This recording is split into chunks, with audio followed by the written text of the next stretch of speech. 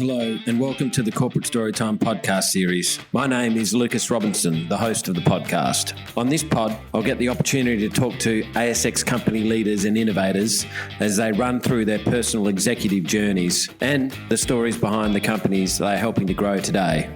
I'll be leveraging my experience as a former stockbroker and my current role with investor relations consultancy, Corporate Storytime. But enough of that. For now, let's gather round, come in close, and let me tell you a story.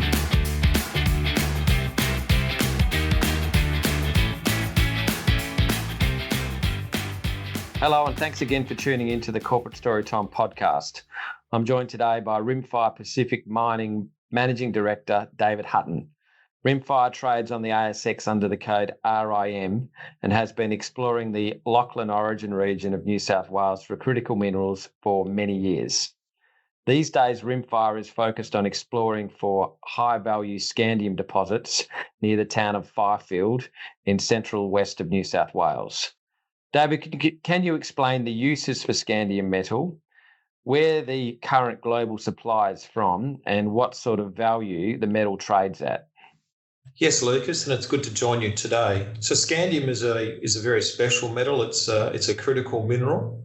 It's got some fairly unique properties that make it highly advantageous for incorporation into high-tech manufacturing. So, for example, when it's combined with aluminium to form a scandium-aluminium alloy, it creates a metal that is super strong, super lightweight, and it has very strong anti-corrosive properties. So it can withstand temperature extremes and corrosive environments. So it therefore is ideal in the incorporation, the manufacture of aircraft, naval vessels, missiles, space infrastructure, all of that sort of stuff. So its number one use is in the high-tech manufacturing aerospace industry. It also has incredible properties around electrical conductivity as well.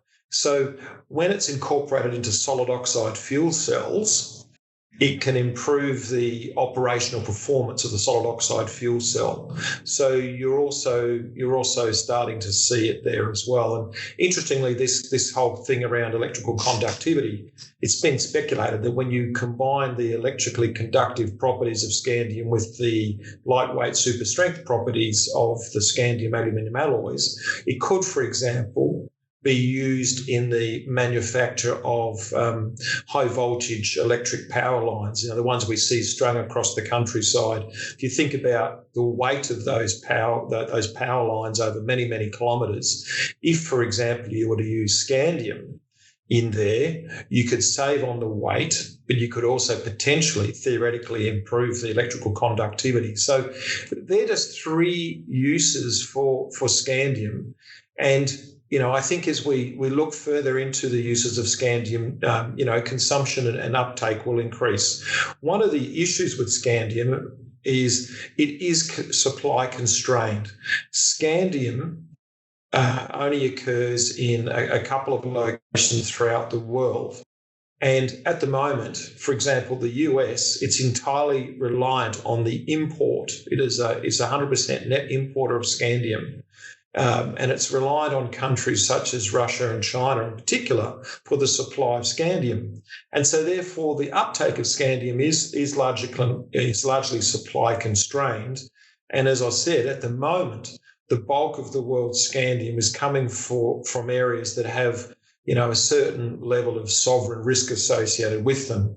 And that's where Rimfire comes into it. So our scandium exploration operations are focused, as you mentioned, in Fifield, which is about 75 kilometres west of Parkes in central New South Wales. And that's very much the epicentre, Australia's epicentre for scandium. And there are a number of scandium deposits and target pipelines that are emerging in the Fifield area. And the Fifield area, and Rimfire is very much at the centre of that, has this unique opportunity to be the global supplier of scandium for the long term, 40, 50 years. And of course, Australia and New South Wales is from a geopolitical risk perspective, a very, very friendly, safe, secure area. So scandium has amazing properties. There are geopolitical issues around the safe supply of scandium, and you touched and you asked about the value. For example, a tonne of scandium metal, Lucas, about $250 million in value. So this is it's incredibly high value. And you mentioned that the Fifield area being the epicenter, at least in Australia, for scandium exploration. I want to get back to that, but getting back to some of the supply for the metal coming out of places like Russia, I know you've got a particularly interesting story that you like to reference that goes back to Cold War aeroplane technology in the old USSR. Yeah, it's a bit of a favourite story, but it's really interesting, and it sort of illustrates how the application and uses of scandium sort of crept up on the US. Yeah, so back in the Cold War time, so this is before the collapse of the Berlin Wall, the US and Russia were involved in a basically a technological race to see who could build the most advanced jet fighters, for their various respective air forces. And at the time, the Russians came out with what were then brand new fighters, the fighter jets, and they were deemed to be superior in terms of maneuverability and handling to the comparative models in the US Air Force. And the US Air Force were a bit concerned about this and couldn't understand why jets that they thought had very simplistic designs were actually arguably better than their own. And this was a bit of a mystery that lasted until the collapse of the Cold War and the Berlin Wall came down. And the US managed to get themselves a couple of these latest generation Russian fighter jets. And when their scientists started to pull these jets apart, they realised that the Russians, unlike the Americans, were already incorporating scandium and scandium aluminium alloys into the construction of their jets. The US at the time were using primarily titanium alloys. And so that was the first time that the US realised that by incorporating scandium, that what the Russians had done was managed to build what they thought was a simplistic design. But what the Russians had done was build a jet that was lighter, stronger, and ultimately faster in certain circumstances compared to the Americans. So yeah, this was a bit of a really interesting Cold War secret that was only revealed when the Berlin Wall, when Russia or the USSR, the Iron Curtain came down. The Iron Curtain came down and the Scandium curtain came up, or something like that. So very good. So Rimfire's got the largest footprint in this sort of scandium district near Fifield in New South Wales. Who are the other companies that are active up alongside your borders? Yeah, there are 4 companies that have exploration licenses for and prospective for scandium, all directly adjoining the Rimfire tenements. The most active and perhaps the most advanced is Rio Tinto through their wholly owned subsidiary Element North 21, and they have the Burra deposit, and they're currently progressing through, towards ultimate production. So they have the Burra deposit. Sunrise Energy Metals have the Owendale deposit. They have quite a large land holding, but a lot of their land holding is perhaps more prospective for commodities other than scandium. Australian Mines, they have a small land holding, and they have a smallish scandium deposit out to our west. But in terms of overall, scandium prospective land holdings, while we all have our land positions, Rimfire has the largest tenement exposure to scandium prospective rocks. And unlike our peers who have a deposit each, we've delineated 2 deposits now, but importantly, we have generated quite an extensive target pipeline, and we continue to systematically work through targets within that target pipeline with an overall objective of building a critical mass or a significant global scale resource inventory of scandium. Yeah, well, let's talk about some of the deposits and some of the prospects. So you mentioned that there is two identified deposits that have got mineral resource estimates over them, Melrose and Murga North. And I know that recent drilling activity has focused on both Kurrajong and Murga. Tell us about what you're doing at the moment in the field. Yeah, so we as we speak, we're currently air core drilling a new prospect called Kurrajong. So Kurrajong is an area which has been explored previously, but never for scandium.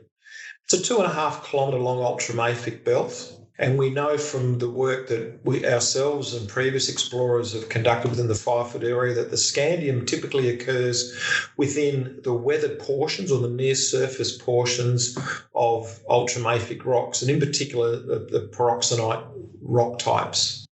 And so at Kurrajong, we've got 2.5 kilometre long belt of these ultramafics, including these pyroxenites. Of the work that has been done at Kurrajong previously, while it has focused on other commodities, there are a number of historic assays that confirm the presence of high-grade scandium oxides. And so what we're doing right now is we're conducting the first systematic drilling exercise along the entire length of this ultramafic belt looking for scandium. And the reason we're doing it is that Kurrajong, I should say, represents perhaps our most significant opportunity in terms of grade, high-grade scandium. And Kurrajong is part of this target pipeline I was referring to. So last year, we delineated maiden mineral resource estimates for Melrose and also the Murga North area. And collectively, they have just under about 5,000 tonnes of scandium oxide in both those resources combined. And these resources are inferred resources at Murga North and indicated and inferred resources at Melrose. Surrounding Murga North is a very large exploration target that we refer to as the Murga exploration target. And, depending on the tonnages and grades that will ultimately come out of the drilling, there's anything up to potentially, plus 40,000 tonnes of scandium oxide. So you can see right away with the deposits that we have delineated, with the exploration target that we are still working our way through. We're in infill drilling. We've just recently put some results out for some diamond drilling on the Murga exploration target, and the current drilling at Kurrajong, and what we refer to as our new rabbit trap project further to the north, which is a series of untested scandium targets that we're building up this resource inventory. It will, start with Murga North and Melrose. We'll add to that with conversion of the Murga exploration target to mineral resource. And if successful, we will also seek to get a mineral resource estimate out of this Kurrajong. And so our business model is very straightforward. Build a critical mass of scandium through the generation of a target pipeline. And as we advance each of the targets, we then convert them into mineral resources. It sounds like you've got a great pipeline of projects that they've got defined resources. Then you've got sort of advanced prospects that are drill ready, and then you've got things bubbling away in the background, which are for months and years to come. And combined, you look to be able sometime down the track to be able to get your foot on a very large scandium resource, and as you say, an extremely valuable commodity. There's a lot of value in the ground there. You're able to sort of do all of this current sort of drilling activity that's underway at Kurrajong, and I know you recently have done some diamond drilling at Murga through completing a recent capital raising. So the recent news has been that $3.65 million has been committed to the company in funding. How are you going to apply that over the course of the next 6 months or so? Yeah, that's right. Yeah, we're very thankful to shareholders for supporting us in the most recent capital raising initiatives. So how are we going to apply those funds? As I say, it's continuing to put money into the ground to advance this pipeline of targets. So we are drilling at Kurrajong at the moment. So, nominally it's a 200 hole air core drill program, and depending on the depth of individual holes, we could be drilling up to 10,000 metres at Kurrajong itself. We will also do further air core drilling in the Murga area, so working to convert the Murga exploration target into an additional mineral resource estimate. And we're also looking to go and do some of the first ever drilling on these new magnetic targets up at the Rabbit Trap project up there north of the Firefield area as well. So basically it's going to go, we're going to put it into the ground. We're going to be drilling these areas. We're also going to be doing some additional work in the metallurgical field as well. You referred to it. We put out some diamond drill results last week from the Murga area, and we're certainly encouraged by some of the results that we're seeing out of that diamond drilling, both within the laterite or the near surface position, but also from within the actual underlying fresh pyroxenite rocks. So some of the money will also be apportioned to doing some metallurgical work to look further at the metallurgy and the recoveries in the laterite profile. But we also want to do some work to understand some of the unusually high anomalous levels of scandium that we encountered in some of the fresh pyroxenites in the Murga diamond drilling that we announced last week.